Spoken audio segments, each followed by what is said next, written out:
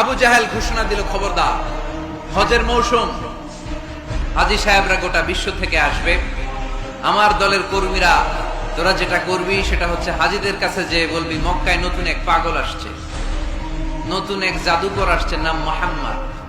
নাউজুবিল্লাহ পড়বেন না?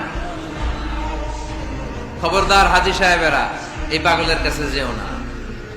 সব হাজীরা গোটা বিশ্ব থেকে এসে মক্কার মিনা প্রান্তরে তাঁবুর ভিতরে ঢুকেছে, আর আবু জাহেলের টিম মেম্বাররা সব তাঁবুর ভিতরে উকি মাইরা কয়, খবরদার, নতুন পাগল আইছে। সবাই কয়, নাম কি? কয়, মুহাম্মদ। নতুন পাগল এসেছে, নাম মুহাম্মদ। নতুন জাদুকর এসেছে, তার নাম মুহাম্মদ। খবরদার, তার কাছে যেও না, তার কথা শোনো না, শুনলে তোমরাও পাগল হয়ে যাবা, তোমরাও পাগল হয়ে যাবা। সে এত বড় জাদুকর, মুহাম্মদ সাল্লাল্লাহু আলাইহি ওয়াসাল্লাম এত বড় জাদুকর, তার জাদু দেখলে, তার কথা শুনলে হাজবেন্ড ওয়াইফের মধ্যে সম্পর্ক বিচ্ছিন্ন হয়ে যায়। সে এত বড় জাদুকর, তার কথা শুনলে বাবা আর ছেলের সম্পর্ক ছিন্ন হয়ে যায়। সে এত বড় জাদুকর, তার কথা শুনলে বন্ধু বন্ধু আলাদা হয়ে যায়।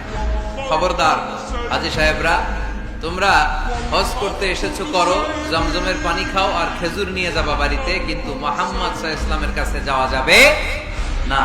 আচ্ছা, আপনারা বুঝে শুনে উত্তর দেন। এই যে লক্ষ লক্ষ হাজী মিনার তাঁবুতে বসা, আর আবু জাহেলের লোকরা যে বললো নতুন জাদুকরের নাম মুহাম্মদ, তার কাছে যেও না, এই লক্ষ লক্ষ হাজীরা এর আগে জীবনেও মুহাম্মদ সাল্লাল্লাহু আলাইহি ওয়াসাল্লামের নাম শুনছে? তার মানে মুহাম্মদ সাল্লাল্লাহু আলাইহি ওয়াসাল্লামের নাম তাদের কানে পৌঁছে দেওয়ার দায়িত্ব আবু জাহেল নিজেই নিয়ে নিয়েছে। চিল্লায় কোন ঠিক কিনা? অপপ্রচার প্রচার হয়ে গিয়েছে। আর সবাই মনে মনে ভাবে, কয় কি, এত বড় জাদুকর, হজ করি আর না করি, এর না দেখে যাওয়া যাবে। হজ তাড়াতাড়ি কোন রকম সাইরা এই জাদুকরের কাছে আগে যাব, দেখি কেমন জাদু দেখায়, দেখি কত বড় ম্যাজিশিয়ান, দেখি তো কত বড় পাগলের। কারণ আল ইনসানু হারিসুন আলা মা মুনিআ, মানুষকে যেটা নিষেধ করা হয় বেশি, মানুষ এটা করতে চায়। যদি বলি ওদিকে যাবি না, ওর বাপের কিরা ওদিকে যাবে, ঠিক কিনা?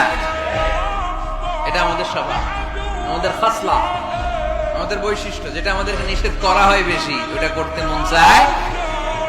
সব হাজিরা মনে মনে ভাবলো, আমরা যাব যাব, তোরা যতই বলিস না কেন, যাব যাব, হজের পরে অবশ্যই যাব।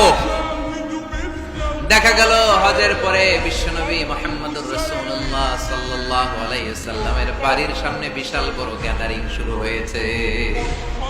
সবাই লাইন ধরে দেখা করতে গেছে। দেখা করতে যে বিশ্বনবীর চেহারা দেখে প্রথম নজরে সব পাগল। গোটা বিশ্বের খ্রিস্টানরা বিশ্বনবীকে নিয়ে এখন মাতোয়ারা। মাইকেল এইচ হার্ট, খ্রিস্টান, একটা বই লিখে গোটা বিশ্ব কাঁপিয়েছেন, দি 100 ranking of the most influential people and person in the world. পৃথিবী কাঁপানো 100 জন মনীষীর জীবনী নিয়ে একটা বই তিনি করেছেন। এই 100 জন মনীষীর জীবনীর মধ্যে যাকে নাম্বার 1 তিনি করেছেন, তিনি হচ্ছেন আমার নবী, আপনার নবী, পেয়ার নবী, বিশ্বনবী মুহাম্মদ রাসূলুল্লাহ সাল্লাল্লাহু আলাইহি ওয়াসাল্লামের। মাইকেল এইচ হার্ট কি মুসলমান? সে একজন খ্রিস্টান। তার মানে ওয়ারাফা'না লাকা যিকরাক, বিশ্বনবীর সম্মান শুধু আমাদের মুখ দিয়ে প্রচারিত হয় না, ইহুদি, খ্রিস্টান, বৌদ্ধদের মাধ্যমেও বিশ্বনবীর সম্মানকে বাড়িয়ে দিচ্ছে কে?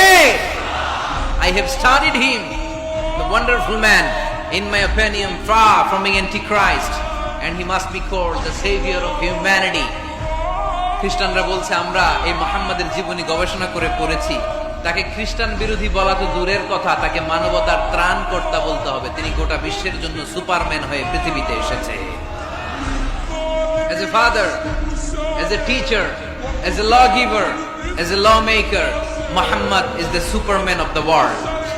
স্বামী হিসেবে, পিতা হিসেবে, নেতা হিসেবে, নবী হিসেবে মুহাম্মদ সাল্লাল্লাহু আলাইহি ওয়াসাল্লাম সাধারণ কোনো মানুষ নয়, তিনি গোটা বিশ্বের জন্য সুপারম্যান হয়ে পৃথিবীতে আগমন করেছে।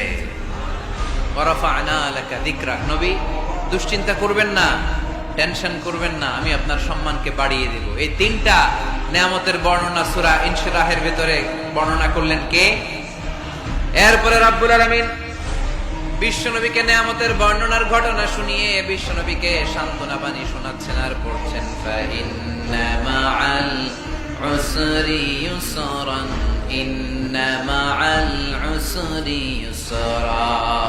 নবী গো, নিশ্চয়ই কষ্টের পরে আছে আনন্দ, দুঃখের পরেই আছে সুখ। সুবহানাল্লাহ।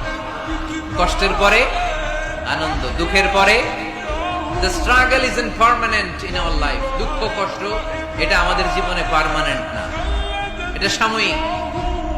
আচ্ছা আওয়াজ করে উত্তর দেন তো, এক বছরে কয়দিন আপনাদের ফরিদপুরে?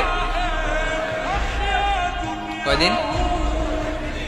365। গত 365 দিনে না খেয়েছিলেন কয়দিন? 20 দিন, 30 দিন।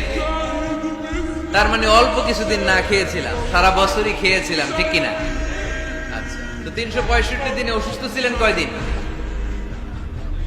4-5 দিন, কিংবা 20 দিন, কিংবা 1 মাস, কিংবা 56 দিন, কিংবা 65 দিন। তার মানে বাকি 300 দিন আরামে ছিলাম কি ছিলাম না? তার মানে আমাদের জীবনে দুঃখ বেশি না আনন্দ বেশি? সুখ বেশি না কষ্ট বেশি? এজন্য আল্লাহ বললেন, খবরদার, মুমিন কখনো হেরে যায় না।